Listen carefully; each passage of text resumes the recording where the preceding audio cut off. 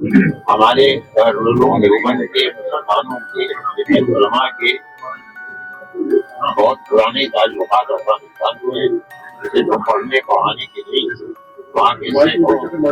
وہاں کے سینکڑوں لوگ ایسے ہیں کہ جو یہاں آئے ہیں ہم نے بتاؤ اور پڑھ کے یہاں سے گئے ہیں۔ یہ ہماری زندگی کا ایک پہلو ہے۔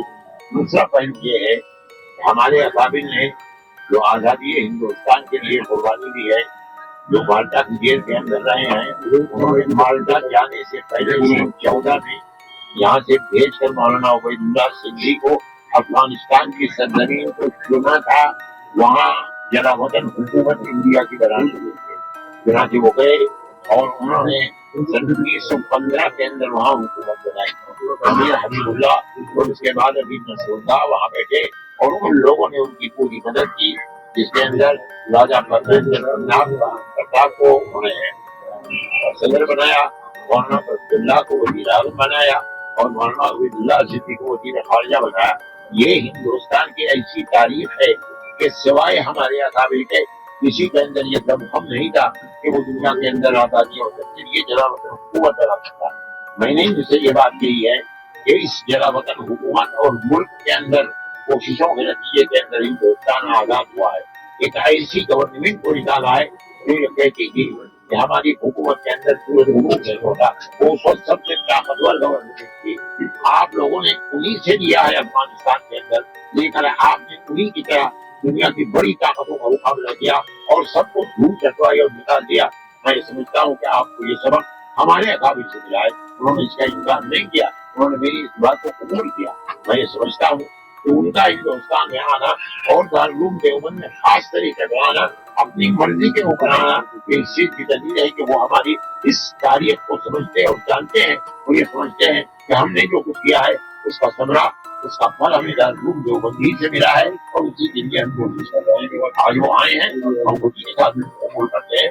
ہم نے ان کو اعلیٰ مثال کہا اور ہم نے یہ کہا کہ ہماری محبت کے یہ پیغام آپ امیر المومنین کو جا کر کہتے ہیں۔ آج بھی ہمارے دل کے اندر وہ جو جذبہ تھا کہ ہماری آزادی وطن کے لیے آپ کی زمین ہماری زمین بنی، وہ جذبہ آج بھی ہمارے دل کے اندر ہے، ہم اس کے قدر کرتے ہیں۔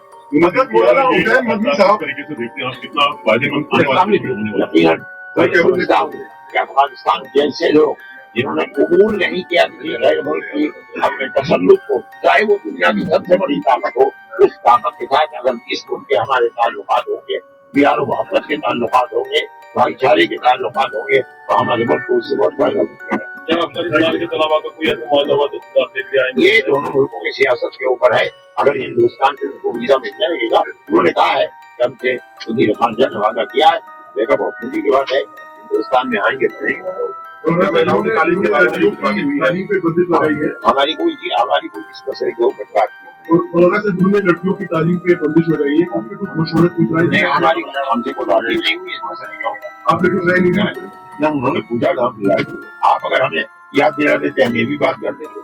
اور مولانا صاحب دیوبند جو ہندوستان کا ہے وہ پاکستان کے دیوبند میں کچھ فرق نہیں ہے؟ کوئی فرق نہیں، دیوبند میں نہیں، ہمارا جو مسلک ہے مذہبی جس کے اوپر ہم چلتے ہیں، کوئی فرق نہیں ہے، نہ یہاں، نہ بنگلہ دیش میں، نہ پاکستان میں، نہ امریکہ میں، نہ سوئٹزرلینڈ میں، جہاں مدرسے ہیں ایک ہی طرح کے مدرسے ہیں، ایک ہی مسلک ہے ان کا۔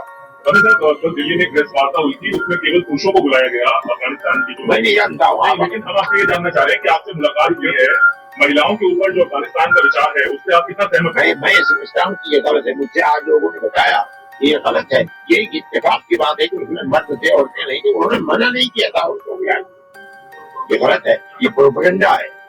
اب دیکھیے پاکستان اور اس وقت زیادہ فروری پاکستان میں ہوتی ہے کیونکہ پہلا دورہ وہ بھی ہندوستان میں میں ان چیزوں کی یاد تم جاتے ہو، میں مسجد بدلتے آدمی ہوں، پاکستان گئے ہوئے مجھے کا 2 سال ہو گئے، مجھے کیا معلوم کیا ہوتا ہے۔